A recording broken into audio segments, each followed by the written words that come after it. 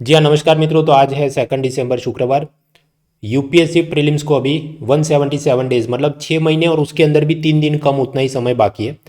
खुशी के समाचार कुछ ऐसा है कि बीकॉम और इंजीनियर्स के लिए अलग से आईआरएमएस नाम की एक नए जॉब्स क्रिएट हो रहे हैं और यूपीएससी एग्जाम लेगी। ये मामला क्या समझते हैं? देखिए, अगर आप एक इंजीनियर थे और आपने सेंट्रल गवर्नमेंट के अलग अलग डिपार्टमेंट्स में जो इंजीनियर की खास रिक्रूटमेंट होती है उसके लिए यूपीएससी एक एग्ज़ाम लेती है, इंडियन इंजीनियरिंग सर्विस एग्ज़ाम। और उसी के एग्ज़ाम के ज़रिए रेलवे के अंदर कुछ टेक्निकल सर्विस जैसे Indian railway service of engineers, signal engineer, mechanical engineer, electric engineer and store services, ये सब की रिक्रूटमेंट होती थी, जिसको हम कहें रेलवे की टेक्निकल सर्विस। मतलब यहाँ आर्ट्स, कॉमर्स, डॉक्टर वो सब लोग नहीं आ सकते, सिर्फ इंजीनियर। और दूसरी थी नॉन टेक्निकल जॉब्स, जैसे Indian railway traffic service, Indian railway account service and Indian railway personnel service. Personnel service मतलब एचआर डिपार्टमेंट जैसा, जो बाकी सब स्टाफ का सैलरी, प्रमोशन, वो सब के काम देखते होंगे। तो ये जो ग्रीन कलर के 3 जॉब्स थे वो नॉन टेक्निकल थे, मतलब यहाँ आर्ट्स, कॉमर्स, डॉक्टर, फार्मासिस्ट कोई भी आ सकता था। उसने करना ये था कि यूपीएससी की सिविल सर्विस एग्जाम सीएससी, या जिसे वो आईएएस आईपीएस वाली एग्जाम होती है, वही आपने देनी थी, प्रीलिम्स मेंस इंटरव्यू। और फाइनल जो मेरिट लिस्ट बने तो टॉप मेरिट वाले आईएएस आईपीएस वगैरह में जाएं, और नीचे वाले तो रैंक प्रेफरेंस के हिसाब से वो इन जॉब्स में जाते थे। तो ये ब्लू कलर के 5 और ग्रीन कलर के 3, ये 8 सर्विसेज को कंबाइन करके बोला अब से करते हैं Indian railways management service IRMS. इसमें अब जाना है तो कौन सी एग्ज़ाम देनी है?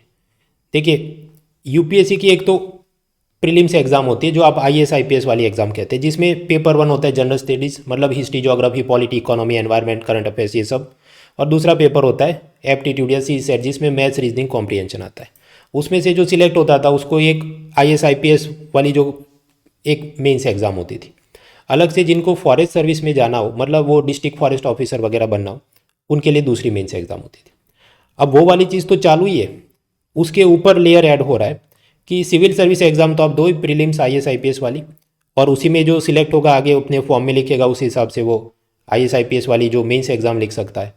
फॉरेस्ट सर्विस में जाना है, इंडियन फॉरेस्ट सर्विस एग्जाम लिखे। हालांकि उसमें शर्तें होती है कि कोई सिलेक्टेड ग्रेजुएशन वाले ही फॉरेस्ट सर्विस में जा सकते। और तीसरा कि इंडियन रेलवेज मैनेजमेंट सर्विस यानी आईआरएमएस, वो नया अभी लेयर ऐड हुआ। मतलब आपको ये जॉब में जाना है, आप बीकॉम में इंजीनियर है तब जा सकते हैं। प्रीलिम एग्ज़ाम तो आईएएस आईपीएस वाली है, उसी के कॉमन एग्ज़ाम में से आपके सिलेक्शन में आप यहाँ पर आएंगे। अब ये इनकी मेंस एग्ज़ाम होगी, उसमें कुल मिलाकर 150 जॉब्स हैं 2023 के लिए। इनकी मेंस एग्ज़ाम, ये कौन लोग एलिजिबल होंगे? सिविल इंजीनियरिंग वालों के लिए 30 जॉब्स हैं, मैकेनिकल वाले 30 के लिए, इलेक्ट्रिकल के लिए 60 जॉब्स हैं, और कॉमर्स वालों के लिए 30 जॉब्स हैं।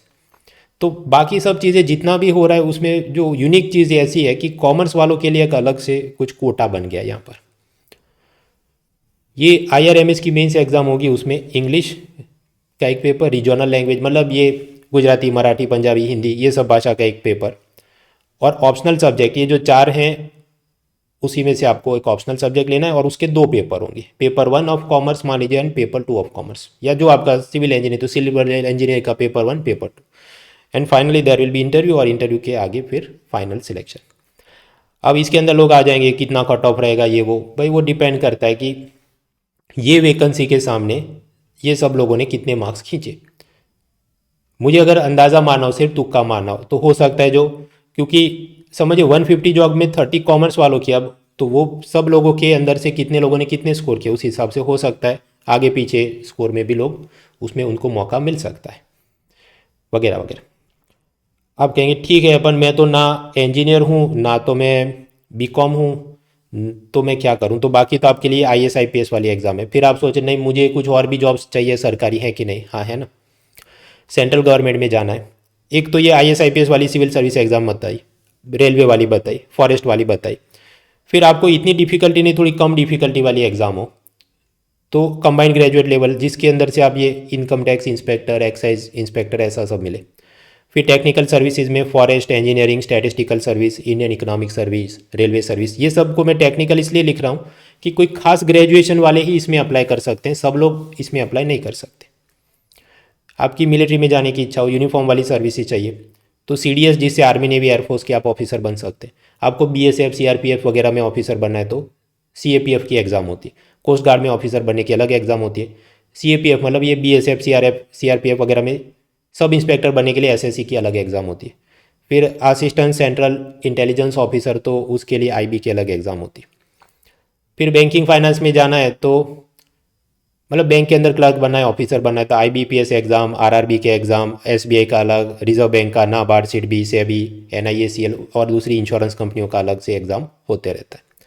लास्टली कमर्शियल अंडरटेकिंग मतलब सरकारी कंपनियों में जाना हो कुछ, तो उसमें ये railway, LIC, EPFO, ESIC, FCI, BSNL, ONGC, SAIL वगैरह के अंदर एग्ज़ाम होते हैं। कुछ ऐसे होते हैं जो सब लोग दे सकते हैं, कुछ ऐसे एग्ज़ाम होते हैं कि गेट के स्कोर के हिसाब से आपको ONGC में सीधा कुछ इंजीनियरिंग का रिक्रूटमेंट हो, ऐसे भी होते हैं।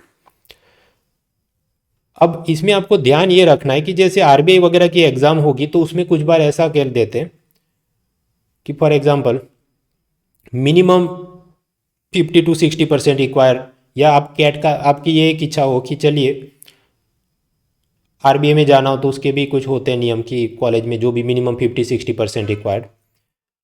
इसके अलावा आपको प्राइवेट सेक्टर में जाना है, आपकी इच्छा हो जाए मुझे MBA करना है तो उसके लिए कैट देना है। अब कैट में भी कुछ नियम होते हैं कि ग्रेजुएशन में आपके कुछ 45-50% होने चाहिए।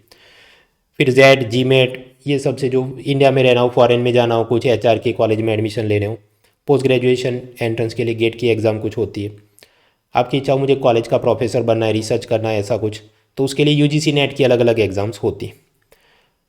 तो ये सब अलग अलग चीज़ें हैं। आप अपने ग्रेजुएशन के हिसाब से, अपनी मेहनत के हिसाब से, आपकी क्या तमन्ना है आगे बढ़ने की, उस हिसाब से दे। You can find success everywhere, ऐसा कुछ नहीं कि कोई सर पे लिख के आया है। So best wishes to all of you. मेहनत करते रहें और सफलता हासिल करते रहें। ये सभी एग्जाम में आपकी मदद के लिए अनअकैडमी के अंदर अलग अलग कोर्सेज चल रहे हैं, वो भी आप ज्वाइन कर सकते हैं। लिंक सब नीचे दिया है। Discount coupon you can use munal.org। Let's crack it.